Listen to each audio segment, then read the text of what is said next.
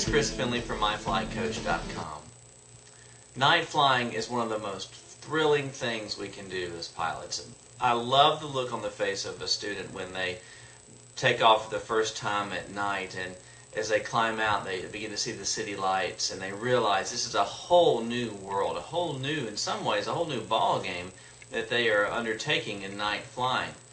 And because we don't do a lot of night flying, at least most private pilots don't, it's important to have a very structured approach to night flying, I think. And so I wanted to give you 3 keys to look at for good night flying preparation. First, there are 3 P's. First, the pilot. Make sure that you are current for night flight. Also, make sure that you are well rested and prepared for night flight. Remember, everything is sort of accentuated at night. So be sure and watch the 8-hour rule with any alcohol you may have drank, because the effects of alcohol increase as you ascend at night. So be sure and watch that.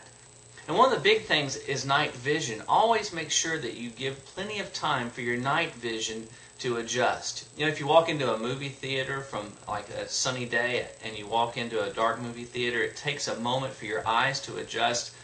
Same thing happens during night flight. So make sure that you give yourself time to adjust for night vision. After 10 minutes, your eyes are 100 times more light sensitive. After 30 minutes, your eyes are 100,000 more times sensitive to light.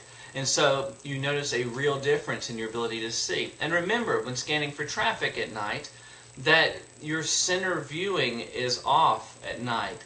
So you have to depend on your peripheral vision a whole lot more. So if you get called for traffic at 2 o'clock and you look in that direction, you need to be sure and look off center so that you can use your peripheral vision to help you see and avoid that traffic.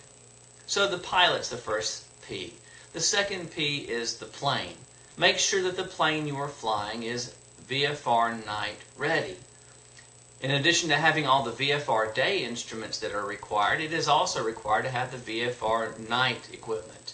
And I use the acronym APES to assist in teaching what instruments or what equipment is required. The first A is anti-collision lights.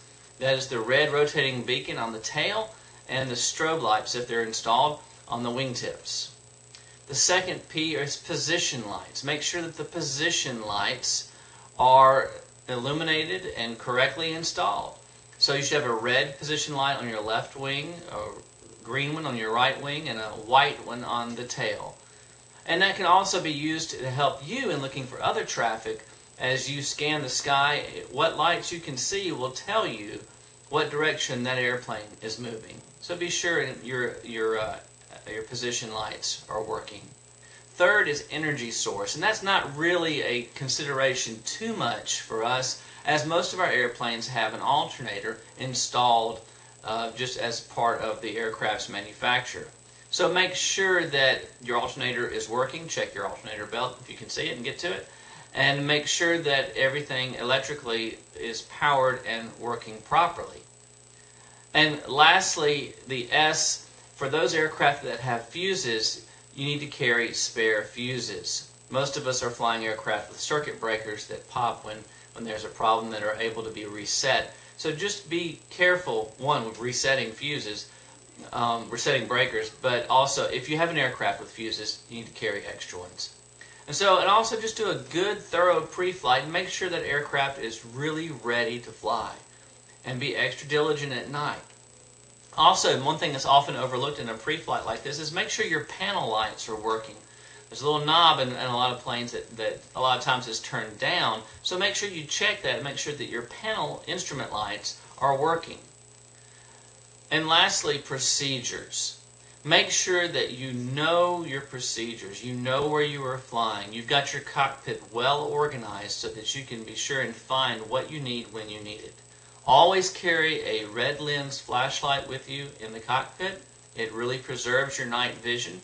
If If you must use white for some reason, it's recommended that you cover one eye as you use it so you don't kill all your night vision at once. But remember, when using a red lens flashlight in the cockpit, any red features on the sectional charts will not be visible because of the red light. So be sure that you have a good procedure, a good way of working through the radios, that you've got your flashlight handy, that your cockpit is well organized, that any passengers you have, you can put them to work. Let them hold the map or the light for you. So we want to concentrate on those three things: the pilot, you, the plane, and your procedures. And make sure that you take plenty of time for all three of those on any night flight you do. For MyFlightCoach.com, I'm Chris Finley.